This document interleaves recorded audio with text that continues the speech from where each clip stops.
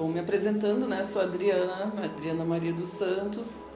O meu trabalho vem de uma pesquisa centrada na linguagem do desenho e da pintura, que foram questões que permearam sempre a minha busca desde a graduação, mas foi nas oficinas do Centro Integrado de Cultura aqui em Florianópolis que basicamente o trabalho andou mais, que eu pude me concentrar mais, né, na pesquisa de ateliê, que na universidade a gente tem tudo fragmentado, enfim. Eu tinha, sei lá, 20 e poucos anos e eu queria perseguir a pintura, assim, então era uma coisa que vinha já de longa data. E no tempo que eu fiz a graduação, nos anos 80, final dos 80 para os 90, ainda existia uma coisa muito difícil de pensar, assim, que era essa relação da técnica e a questão conceitual, né? Era tudo muito mais técnico e a gente tinha que dar conta dos gêneros na pintura, uma série de coisas que não me interessavam muito, né? Eu queria mais realmente descobrir qual era a minha na pintura. Então isso foi acontecendo nas oficinas, porque as oficinas não tinham essa coisa da pressão acadêmica. E na época as oficinas do SIC elas tinham uma veia conceitual, assim, do grupo de pessoas que trabalhavam naquela época lá, que era justamente pesquisar de tudo, assim, sem ter medo, sem ter limite, sem ter avaliação, até mesmo orientação a gente só tinha se queria, né? Mas o espaço era livre para se poder entrar e sair, pintar. Então eu lembro que eu só ia embora porque tinha que ir embora, porque não era particular, era público, né? É público e a gente não pode ficar lá, senão a gente teria ficado, porque era assim todos os dias, praticamente o dia inteiro. A gente vivia, né, todas essas questões que a gente queria desenvolver como artista. Então a minha formação como artista surge daí, embora eu tenha vindo também da universidade. E junto com essas questões, claro que foi permeando mais as questões conceituais, porque eu vinha também, sempre gostei muito de literatura, né? Toda a minha formação na literatura, dos malditos que eu li na adolescência e tudo que eu ouvia falar, eu tinha muita ansiedade de pensar também o trabalho. Foi uma coisa que eu descobri quando eu podia, né, escrever sobre o trabalho. E daí eu fui para o mestrado, doutorado, então as questões conceituais sempre acompanharam, né, também por causa dessa vivência acadêmica e também pela minha formação e interesse. Então essa poética veio de uma situação muito particular.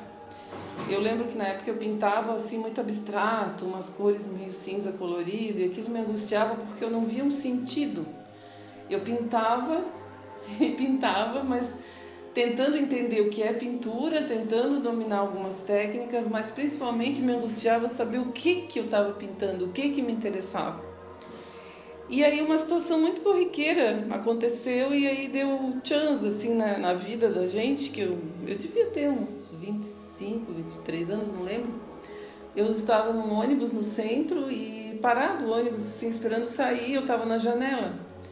E pensando nessas questões todas, porque eu sempre aquilo vivia na minha cabeça, até que de repente eu olho para o lado e tem um sujeito parado, colado praticamente no vidro, assim. Ele me olhava com o olho bem arregalado, com a boca, aqui tudo era branco, aqui em volta da boca, e comendo um saco de farinha de mandioca seca, assim. Todo de preto, com aquele saco na mão. E ele dava bocados, assim, e aquela coisa seca escorrendo pela barba, aquela coisa branca, né, as mãos brancas. Então, quando eu olhei aquilo, assim, passado o susto inicial, eu tive um insight muito forte, assim, era isso que eu queria pintar. Porque a gente via, evidentemente, que era uma pessoa com desequilíbrio mental, né? Então eu eliminei a cor do trabalho, eu corri para o ateliê, assim, foi uma coisa que veio a figura, o corpo veio com muita força, porque até ali eram umas formas abstratas, assim, bem tipo pedras, umas coisas assim. E de repente esse corpo veio, e aí depois eu vinha pesquisar no centro, todo mundo conhecia ele era conhecido como farinha mesmo, era uma pira dele, era comer aquela farinha, ele guardava em cima onde tinha assim uma espécie de escritório dos motoristas de ônibus, ele botava ali em cima a farinha e ele andava pelo terminal todo, sempre com aquela roupa de camiseta e calça preta, descalço. E ele ficou muitos anos ali, assim, né? Na época a gente não tinha esse frisson de fotografar como a gente tem hoje, porque a gente tem o celular, né? Como não tinha, infelizmente eu não fotografei, assim. Hoje seria outro tipo de registro, né? Mas enfim, o Farinha contribuiu muito para o meu trabalho, porque aí eu passei a pesquisar a questão do doente mental, da loucura. Foi aí onde eu fui para o mestrado, levei isso como projeto, tive orientação de um psicanalista. Então, enfim, aí o trabalho vai por essas questões, né, do corpo, do doente mental, depois a questão da mutilação, uso da prótese, cadeira de rodas, e depois a questão do monstruoso, permeando mais, assim, né? E agora eu estou numa outra coisa que eu ainda não sei.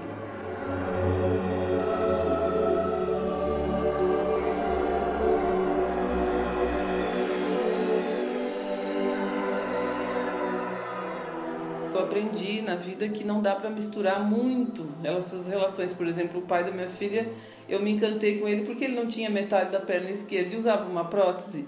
Só que isso era do meu trabalho plástico, eu não deveria ter misturado as coisas, não deu certo. Foi super perfeito, assim, todas as relações que eu tive tinha muito dessa mistura de arte e vida que depois de um tempo, com muita análise, a gente passa a ver que são coisas diferentes e que são muito dolorosas quando misturadas, né? Mas claro, acho que sim, acho que muda conforme o olhar também sobre o mundo, né?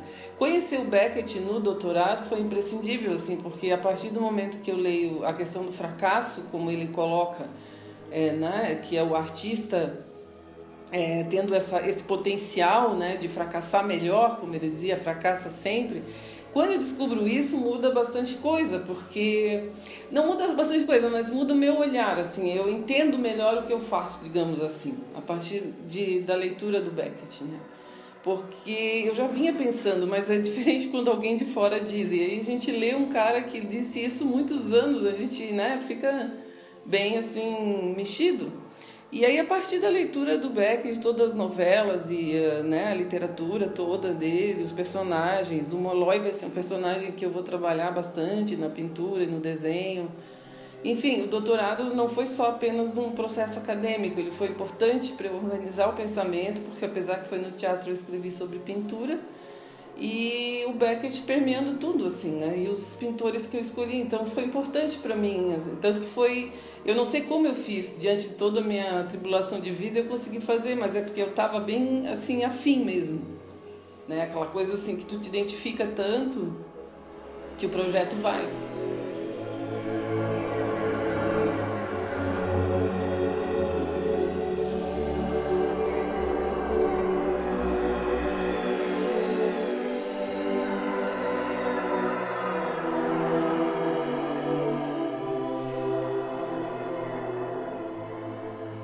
A gente já desenha desde criança, a gente ouve muito, eu ouço muito esse depoimento em sala de aula e acho que isso está permeando quase todo mundo, né? Ah, desenho desde criança, minha mãe fazia isso. Eu sempre desenhei, sempre pintei, das minhas irmãs, nenhuma delas se interessava por isso, só eu, então tudo que era de livro e coisa de desenhar vinha para mim, né? Eles incentivaram muito, porque eu tinha já esse olhar. E acho que é coisa de ir para a universidade, assim, né? De repente, com 18 anos, tu entra num curso, não sabe muito bem o que tá fazendo ali, mas aí tu vai passando as disciplinas, tu vai te identificando, tu vai gostando, e aí tu vai assumindo essa profissão, né? Um ofício, sei lá o que, assim, porque a gente é tão prazeroso que fica difícil colocar como um trabalho, né? Com a carga que tem essa palavra, mas é isso, vai indo para a vida, assim, e ali eu não parei mais, né? Nunca parei.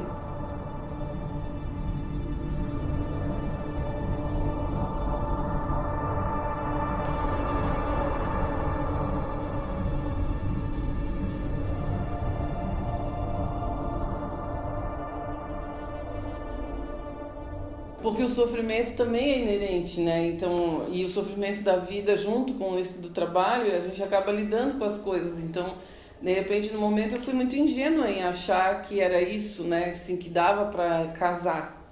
Eu acho que o mais interessante é que a arte ela ocupa um espaço e a gente traz ela para a vida, obviamente, mas certas coisas não. Isso eu aprendi, assim, né? Agora é fantástico, né? Poder ir a qualquer lugar como um artista. Eu não sei se as pessoas vão. Acho que um médico vai a todo lugar como médico.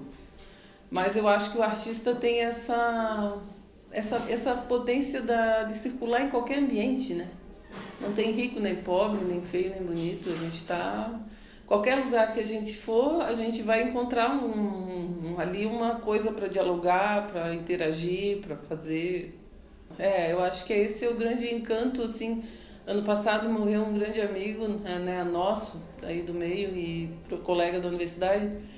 E no enterro dele, assim, a galera cantava, porque ele tinha um grupo que eles tocam, né, eles têm a tocata. E isso para mim foi muito importante, assim, porque eu nunca vi num cemitério as pessoas cantando e tocando, porque não é uma música muito previsível, é um som que vai sendo fazendo, cada um faz um som e aquilo se mistura. Então, para mim, foi uma espécie assim de vertigem, porque ali estava exatamente o que eu entendo como arte. É algo que transgride os limites, assim, e cria um outro, se criou uma outra realidade. Aquilo não era mais um cemitério, né? E assim, fiquei muito feliz de ser artista, porque assim, a gente conseguiu naquele momento realmente sublimar, sabe? Foi muito incrível. Acho que eu sou daquelas que vai até morrer, sei lá. Acho que sim, não tem fim, porque na realidade isso já está tão impregnado que fica impossível pensar sem isso, sabe? Porque isso está o tempo inteiro, assim, um filme, uma situação na rua, um acontecimento que envolve mídia, enfim, tudo está conectado e o meu olhar está sempre. Por isso esse trabalho agora eu não tenho ainda distanciamento para ver o que é. Até o título eu tô chutando, assim, porque eu ainda não sei direito, porque isso veio dessa conexão com um mundo realmente sem nenhum controle, né, sobre essa questão assim da violência do mundo em relação ao sujeito e ir lidando com isso, né, com essa ameaça. Então é isso que está no trabalho hoje, assim, eu estou sentindo, e agora eu estou me incomodando porque meu trabalho está muito masculino, assim, a figura masculina muito marcada, a relação com a arma, são questões bem psicanalísticas, de certo modo, mas eu não quero ir por essa via, então assim, eu estou lidando com isso que está surgindo, que é uma estética que me interessa. O vermelho, às vezes o roxo, às vezes o verde, não sei, o cinza sempre, né? Mas eu não sei direito, porque eu não gosto da cor, né? Eu não gosto de colorido. Acho que o colorido distrai do assunto principal do trabalho. E eu gosto do drama, né? Do preto e branco, ou do cinza, assim, principalmente o cinza. Mas às vezes a cor entra, e o vermelho entra mais no sanguínea, né? Eu gosto dessa coisa da relação do sangue, de algo mais visceral.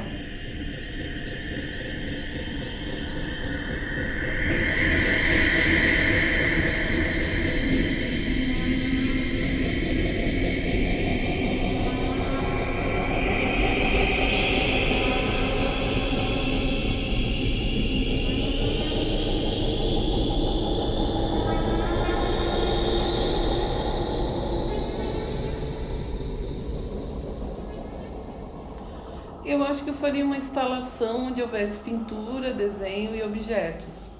É um sonho que eu tenho, que eu não tenho espaço para fazer. Agora vai ter uma exposição em outubro, que é a Desenho de Monstro, que é um projeto meu assim que já vem há 5 anos. Todo ano eu lanço uma edição diferente. Já teve publicação, já teve exposição em espaço totalmente fora do oficial. E agora vai ser no Meyer Filho, eu convido artistas, só faço a curadoria do artista, o que ele vai pôr não sei. E a proposta é pensar o monstruoso no trabalho. E aí eu estou pensando numa cama lá que foi desativada lá em casa, eu estou pensando em trazer esse objeto para dentro da exposição, assim. Mas vai ser a primeira vez que eu vou pensar uma coisa assim, mas no meu imaginário um dia eu quero fazer uma grande instalação.